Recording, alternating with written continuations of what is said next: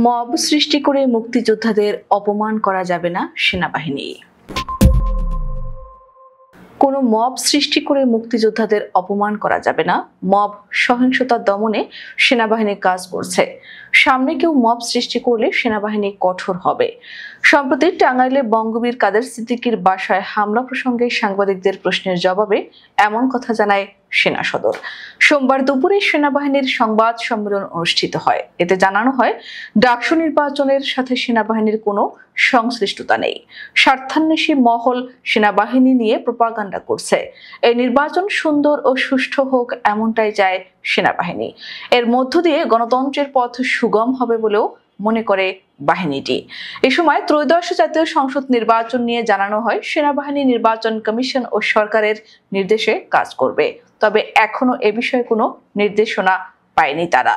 অপরদিকে সেনাবাহিনী নিয়ে সামাজিক যোগাযোগ মাধ্যমে মিথ্যাচারের বিষয়ে বলা হয়, দেশের বাইরে থেকে গুজব ও প্রোপাগান্ডা চালালে সরকার ব্যবস্থা নেবে, সেই সাথে জনগণ এর জবাব দেবে বলে মনে করেন তারা। এছাড়া আওয়ামী লীগের ঝটিকা মিছিল আইনশৃঙ্খলা রক্ষাকারী বাহিনী খতিয়ে দেখছে বলেও জানায় সেনা সদর। উল্লেখ্য, সরকার জিরো টলারেন্স নীতি অনুযায়ী মব ভায়োলেন্সের বিরুদ্ধে কঠোর অবস্থান নিতে সেনাবাহিনী সদা প্রস্তুত বলে জানিয়েছে আন্তঃবাহিনী জনসংযোগ পরিদপ্তর।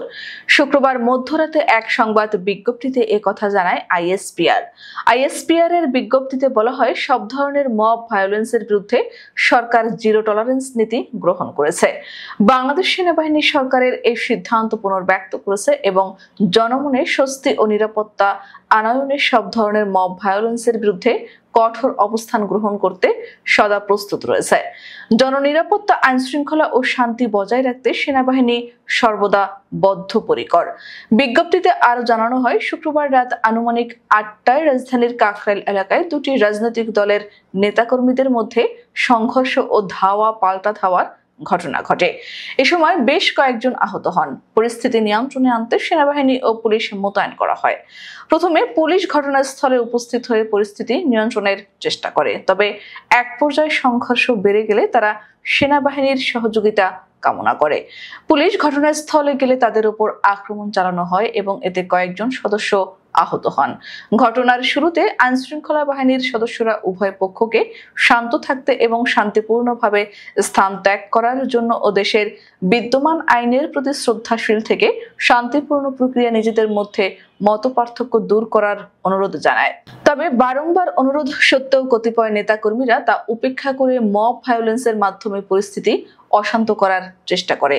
তারা সংগঠিতভাবে আইনশৃঙ্খলা বাহিনীর উপর আক্রমণ চালায় এবং আনুমানিক রাত 9টার দিকে মশাল মিছিলের মাধ্যমে সহিংসতা আরো বৃদ্ধি করে। এ সময় তারা ইট পাটকেল নিক্ষেপ করে এবং বিভিন্ন স্থাপনায় আগুন দেওয়ারও চেষ্টা চালায়। বিজ্ঞপ্তিতে আরো বলা হয়, সব ধরনের মব ভায়োলেন্সের বিরুদ্ধে গণপ্রজাতন্ত্রী বাংলাদেশ সরকার জিরো টলারেন্স নীতি গ্রহণ করেছে। বাংলাদেশ সেনাবাহিনী সরকারের এই সিদ্ধান্ত পুনর্ব্যক্ত করেছে এবং জনমনে স্বস্তি ও নিরাপত্তা আনয়নে সব ধরনের মব ভায়োলেন্সের বিরুদ্ধে কঠোর অবস্থান গ্রহণ করতে সদা প্রস্তুত রয়েছে। জননিরাপত্তা, আইনশৃঙ্খলা ও শান্তি বজায় রাখতে সেনাবাহিনী সর্বদা বদ্ধপরিকর।